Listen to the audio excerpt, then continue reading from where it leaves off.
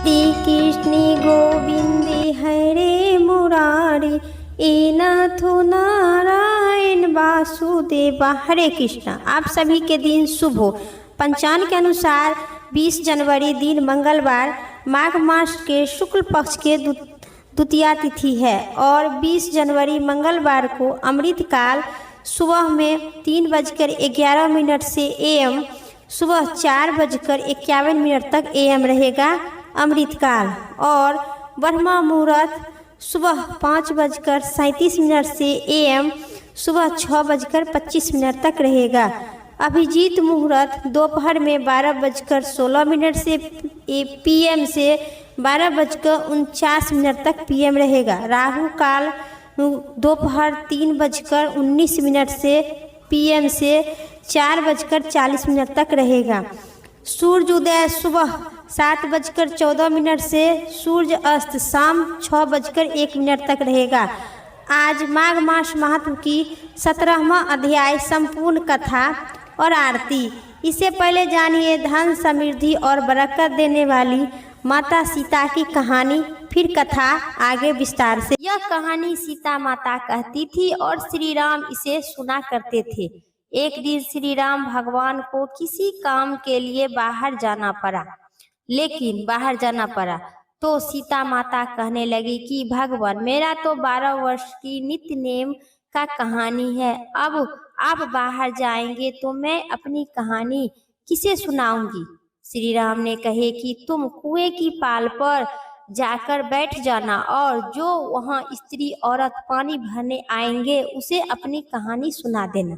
सीता माता कुआं की पाल पर बैठ जाती है। एक स्त्री आई। उन्होंने रेशमी की जरी की साड़ी पहनी रखी थी और सोने के घड़ा लेकर आई।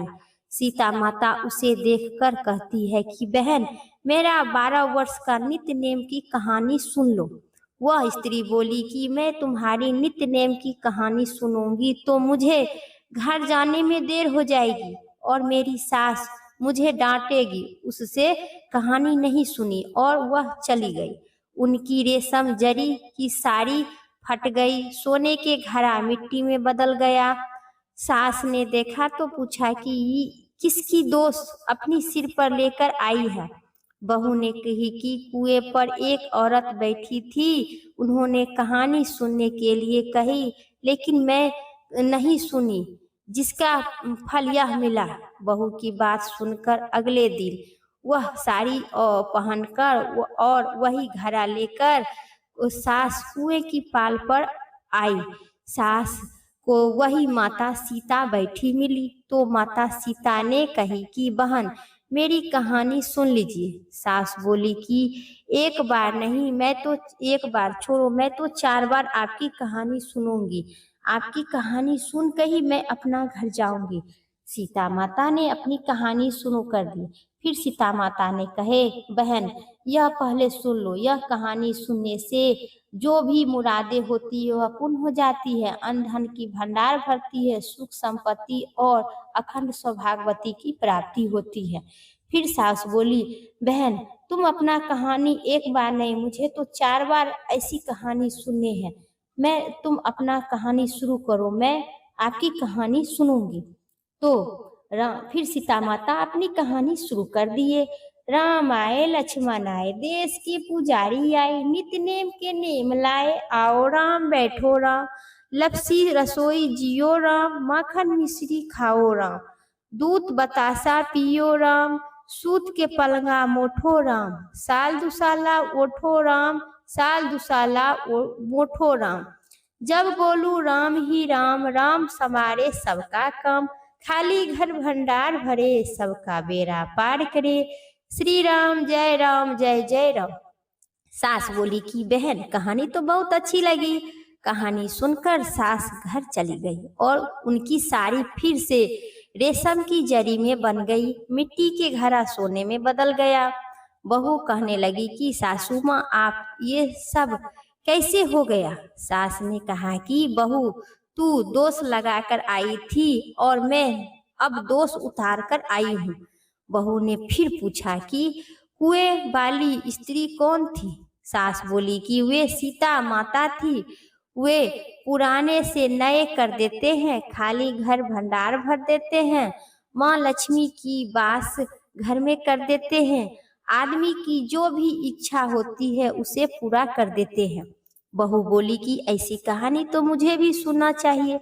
सास बोली ठीक है, तुम भी सुनो। और सास ने कहानी शुरू कर दिए। राम आए लक्ष्मण आए, देश की पुजारी आए, नित्य नेम के नेम लाए, आओ राम बैठो राम, तपसी रसोई जियो राम, माखन मिश्री खाओ राम, दूध बसासा पियो राम, सूत के पलंगा मोठो राम, साल दुसाला ओठो राम, साल दुसाला मोठो राम। जब बोलू राम ही राम, राम सवारे सबका काम, खाली घर भंडार भरे, सबका बेड़ा पार करे, श्री राम जय जय राम। कहानी सुनकर बहू बोली कि कहानी तो मुझे भी अच्छी लगी। सास ने कही कि ठीक है, इस कहानी को मैं आप रोज सुनेंगे। अब सास बहू रोज सवेरे उठती थी, नहा धोकर और पूजा करने के बाद सीता नित्य नियम की कहानी कहती थी। एक दिन उनके घर यहाँ एक पड़ोसन औरत आई और बोली कि बहन जरा सी आँच देना। तो वह बोली कि आँच तो अभी हमें नहीं लगाई है।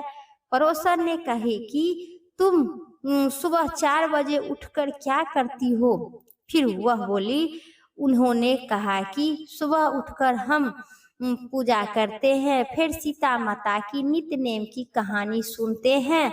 पड़ोसन ने उनकी बात सुनकर फिर कही कि सीता माता की कहानी सुनने से तुम्हें क्या मिला है? वे बोली कि इनकी कहानी सुनने से और सभी के घर में भंडार भर जाते हैं, सारे काम सिद्ध होता है, मनुष्य की जो इच्छा रहती है वो पूर्ण कर देते हैं।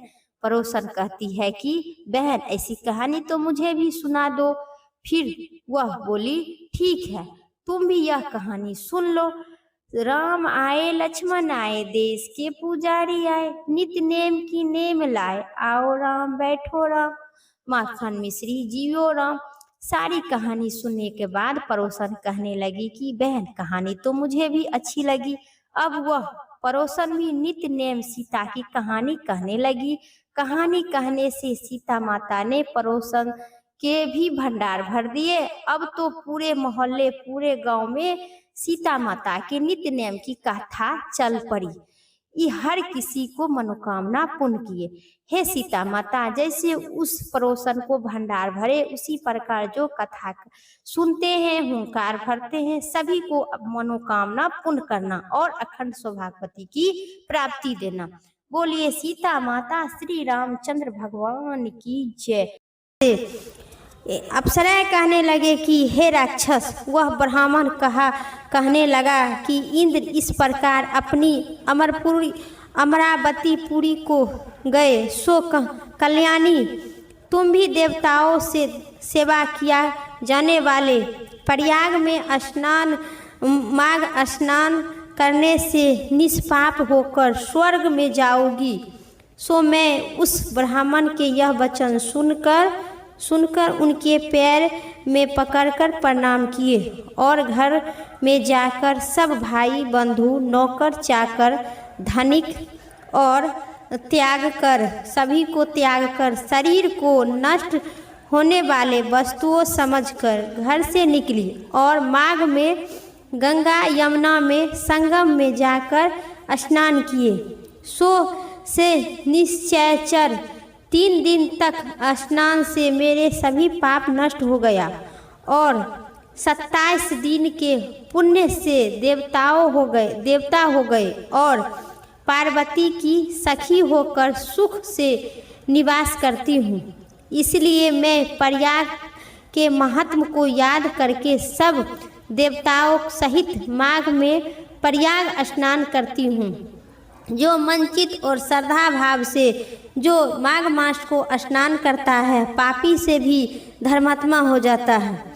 ऋषिवर कहे, कंचन मालिन अप्सराएं के बाद इस स्नान किसने किया था?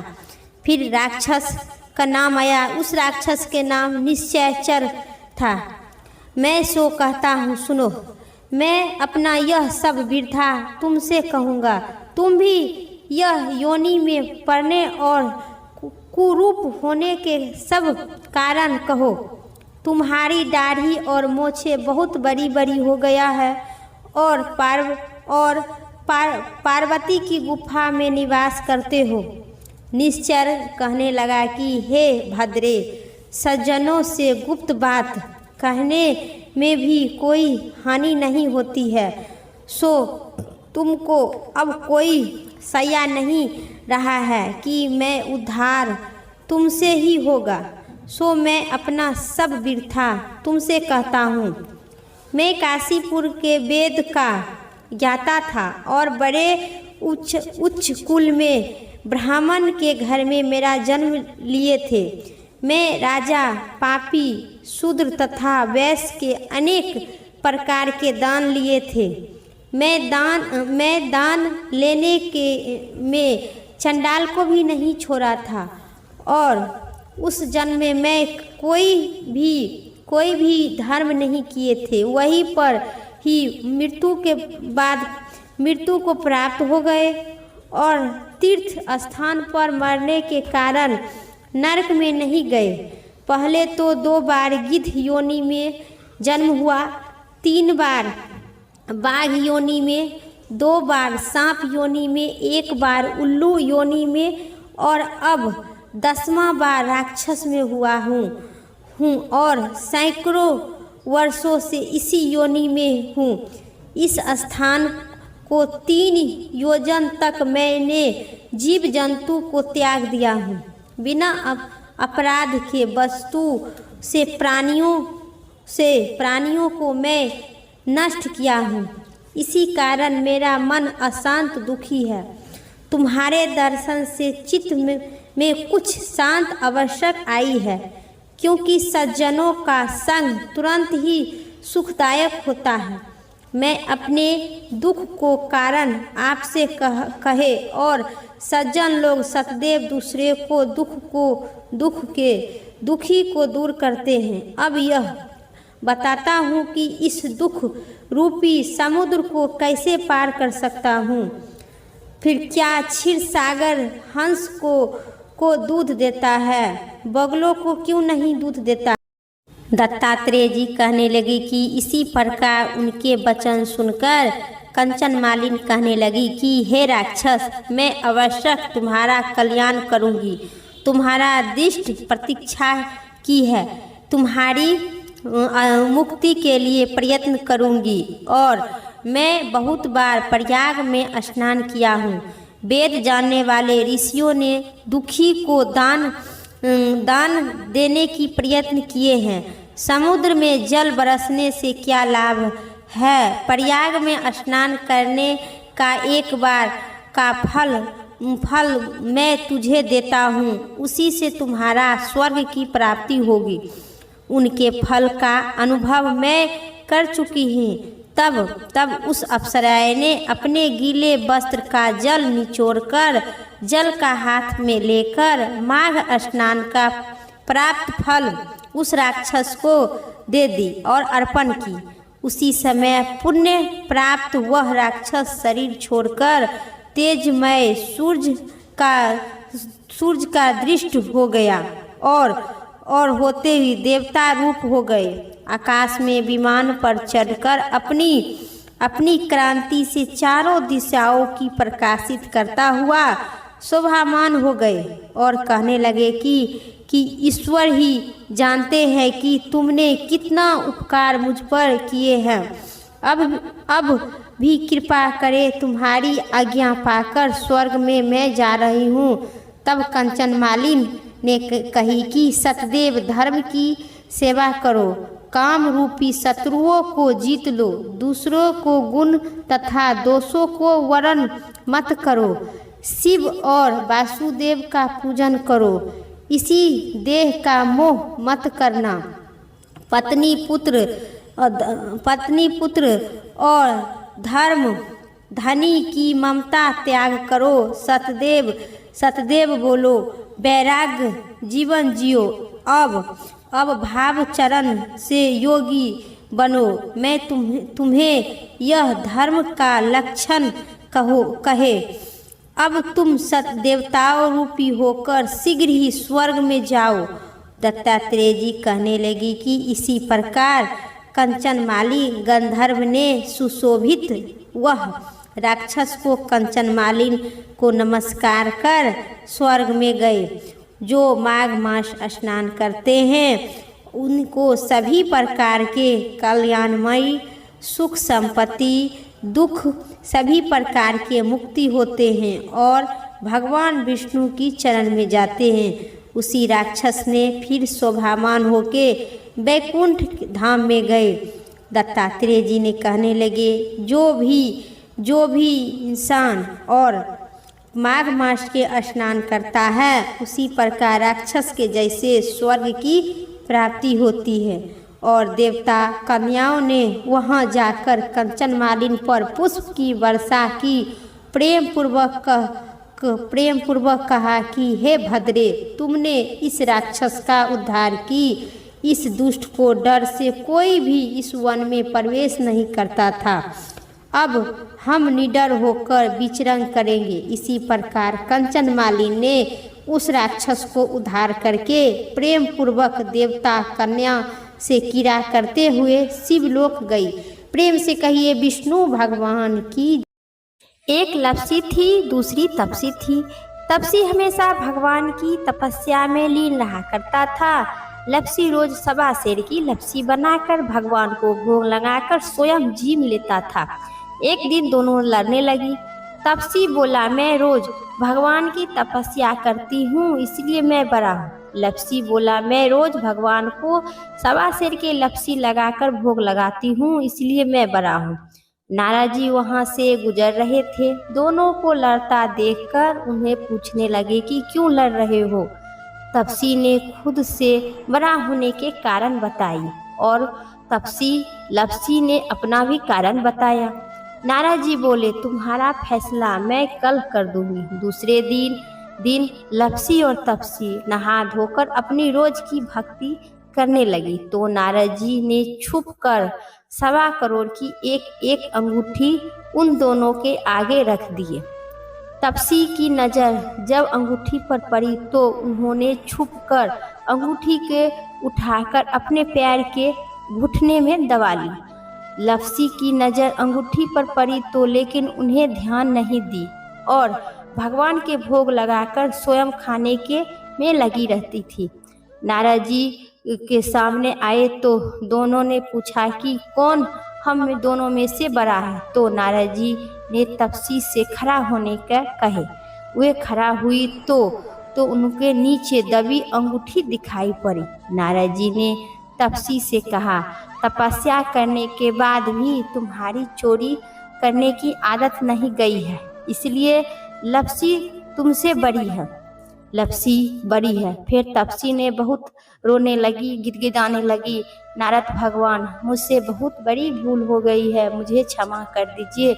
मैं ऐसा लालच की काम कभी नहीं करूँगी, लेकिन ठीक आप फैसला कीजिए कि हम दोनों में से कौन बड़ा है। नारद जी ने कहे, तुम्हें कहने और सुनने से कोई ज़रूरत नहीं है। भगवान की तपस्या में फिर लीन थी तो फिर कैसे इस अंगूठी को दबा ली और तुम्हें तुम्हारी तपस्या का कोई फल नहीं मिलेगा। तपसी शर्मिंदा होकर माफ़ी मांगने लगी। उन्होंने नारद जी ने से पूछा कि मेरी तपस्या का फल कैसे मिलेगा। नारद जी ने कही कि यदि कोई गाय और कुत्ते की रोटी नहीं बनाएगी सो फल तुझे मिलेगा। यदि कोई ब्राह्मण को भोजन करवाकर दक्षिणा नहीं देगा सो फल तुझे मिलेगा। यदि कोई साड़ी के साथ ब्लाउज नहीं देगा सो फल तुझे मिलेगा।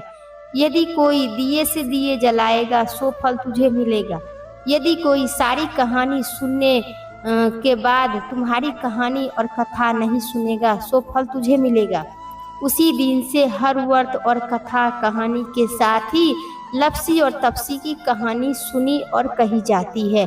बोलिए नारद जी भगवान की जय। लप्सी तपसी की तो अगर पसंद आई होगी, चैनल पर नए हैं तो पक्का लाइक करके सब्सक्राइब करें और कमेंट बॉक्स में श्री रामचंद्र भगवान की जय जरूर लिखे, हर हर महादेव लिखे। फिर अगली वीडियो लेके आते हैं, तब तक के लिए हर हर महादेव, जय श्री